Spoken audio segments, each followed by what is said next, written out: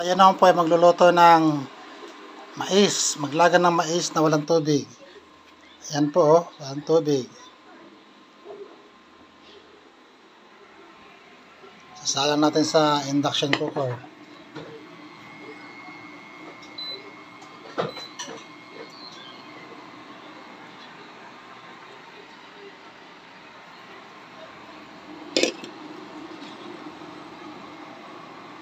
Ayan. Oh, ayan, luto na yung ating mais na nilaga na walang tubig. Parang imposible pa niwalaan, di ba? Nilagang mais na walang tubig. Ayan.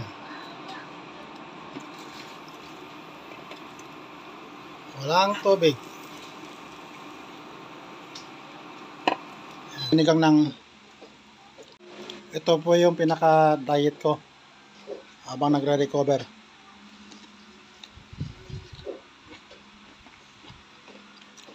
Gulay na wala rin tubig. Mag-fried chicken na manok na walang mantika. Mag-ihaw ng isda na walang uling. At wala rin carcinogen. Ayan.